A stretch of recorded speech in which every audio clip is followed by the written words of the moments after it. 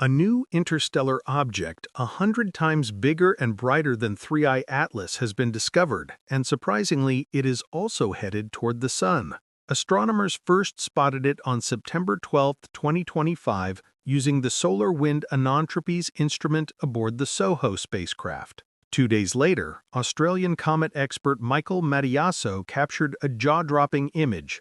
Its tail is 2.5 degrees long, about 5 full moons wide, completely dwarfing the tiny tail of 3I-ATLAS. The International Astronomical Union has officially named it C. 2025 R2 SWAN, after its initial designation SWAN 25b. The announcement landed like a thunderclap because 3I-ATLAS, now the arrival of SWAN R2, even larger and stranger, has astronomers asking hard questions. So what exactly is going on in our solar system all at once?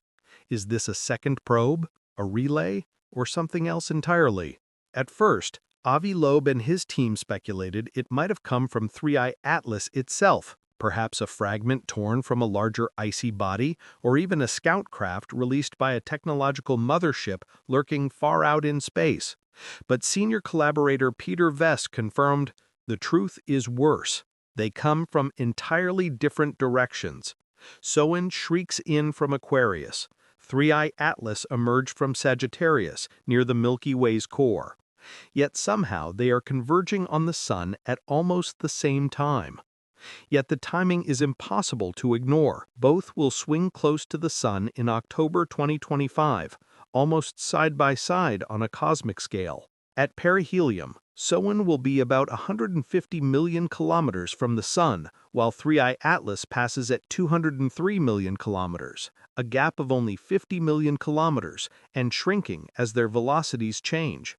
Even more ominously, they will both vanish behind the Sun at once, hidden from every telescope on Earth. Two interstellar visitors, overlapping orbits, one solar encounter, and no way to see what happens next. Now, if you compare 3I-ATLAS with SWAN R2, it feels like a warship next to a drone. Spectroscopic scans of 3I-ATLAS already stun scientists. A solid nickel body with no iron at all, a metal blend found only in advanced industry, not nature. Inside, instruments measured a 10-gigawatt nuclear core, and its tail behaved like engine thrust, not melting ice, emitting tightly collimated carbon dioxide at a steady speed, a pattern no natural comet produces. As 3I-ATLAS nears the Sun, its exhaust snapped from red to green at the exact moment its path changed, which Avi Loeb calls thrust mix modulation, the craft adjusting its burn as heating increased, with the color shift as visible proof. 3I-ATLAS was terrifying enough, but the real shock came with R2 SWAN. Loeb's team detected a silver plasma shield wrapped around a nickel-cobalt armored hull that completely dwarfs the 3I-ATLAS. This isn't passive shielding, it's a living electromagnetic barrier with energy levels off the charts, able to bend the solar wind and deflect radiation far beyond anything a solid shell could do. Its tail spans 2 full degrees of sky, about 5 full moons wide, roughly 100 times bigger than the thin plume trailing 3I-ATLAS. As it neared perihelion, SWAN's glow flared brighter and shifted to a white-green, exactly as Loeb's sensor picked up tiny thrust pulses, confirming a tiny precision plasma drive steering system. Its exhaust is a dense nickel and cobalt iron plasma mixed with carbon dioxide and carbon monoxide, a signature Loeb calls impossible without a directed plasma engine. Then came the most terrifying finding: the core. 3I-ATLAS has already shocked the world with its 10-gigawatt nuclear reactor, about 50 times the output of Chernobyl. But SWAN's plasma core outputs more than 10,000 gigawatts every second, a power level Loeb compares to 2 black holes colliding, scaled and contained inside a single machine. In Loeb's words, 3I-ATLAS was only the scout. SWAN R2 is the fortress. A nickel-cobalt plasma vessel with a power core beyond comprehension. Just when scientists thought they'd seen it all, NASA and JPL analyzed the orbit and uncovered a staggering truth. SWAN R2 returns every 22,554 years to visit our Sun. This isn't a quick one-time flyby, it's a returning visitor on a cycle so long it stretches far beyond the entire history of human civilization. Its closest approach to the Sun will occur in October, the very same month 3IATLAS reaches its own parhelion. Two objects with anomalous properties passing near the Sun within days of each other, one on a hyperbolic flyby, one on a bound 22,000-year loop. For Avi Loeb, the question shifted from, "Is this the same object?" to, "Is this a system?" According to Mr. Loeb and his team, SWAN R2 is not a normal comet, but an automated machine sent by an advanced civilization far older than ours.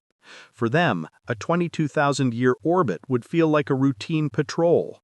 At near light speeds, time slows down for the traveler. So what looks to us like thousands of years could be only months to them. In this view, SWAN R2's return isn't a fluke, it's an appointment. But why return on such a vast interval? In Loeb's scenario, each passage could be part of a scheduled maintenance cycle, collecting superhot plasma from the Sun as fuel, adjusting huge sensor networks hidden around the planets, or downloading data from secret stations buried in the asteroid belt under polarized or even inside planetary crusts. It might also check on parked spacecraft, refresh navigation beacons, or update star maps.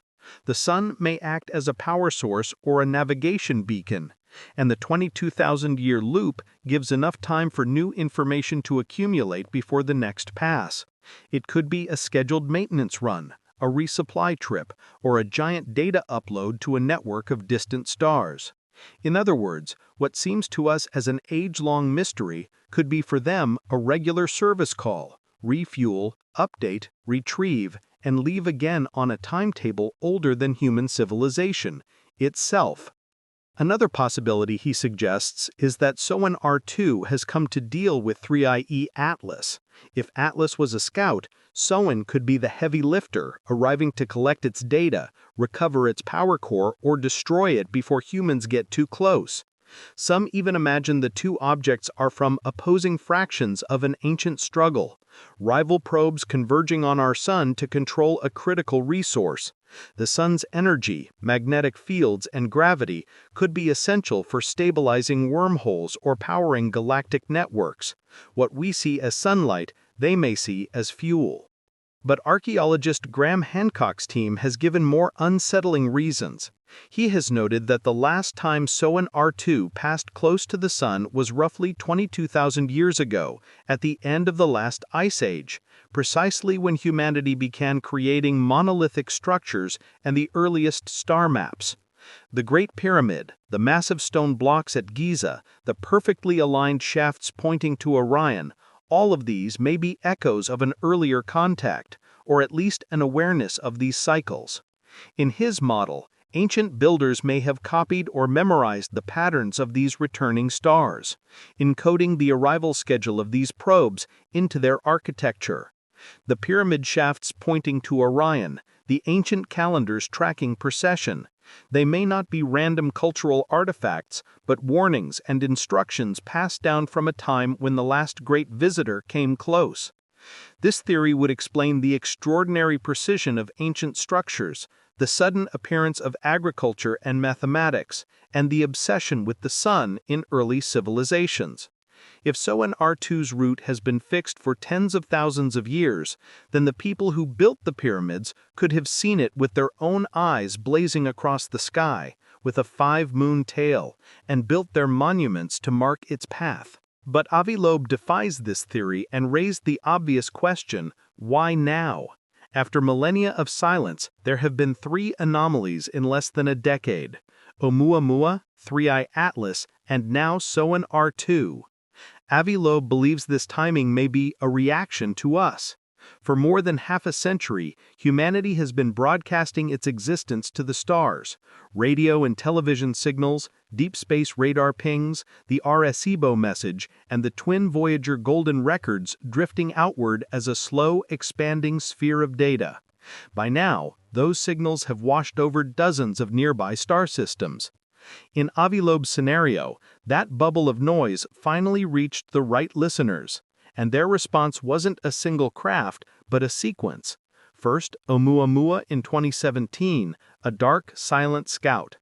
Then, 3IATLAS, a nickel-bodied probe with a nuclear core. And now, SWAN R2, a silver plasma fortress with a power core rivaling black hole collisions. Avi Loeb suggests this is no coincidence. Our transmissions may have triggered a dormant schedule or reactivated an ancient surveillance network. What we see as comets may in fact be machines sent to audit a new civilization that has just begun shouting into the dark. The golden record was a greeting. These could be the visitors arriving in reply. Its emergence from the sun's glare is a stark reminder of how fragile our observational net still is, and how easily something vast can pass unnoticed until it's suddenly before us. What's striking is not only the object itself, but the broader silence surrounding these events.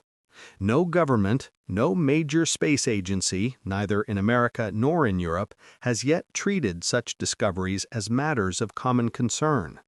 Official voices remain quiet, as if the less said, the less responsibility they must bear. And yet, the sky is not silent.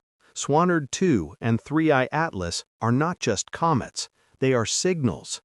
Signs of the limits of our categories, of the need for new frameworks, and perhaps of our own place in the cosmos that still resists us. It feels at times like the beginning of an ancient drama.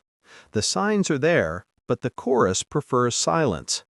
The risk is that by ignoring the oracle, we miss the lesson it carries. The cosmos will not wait for us.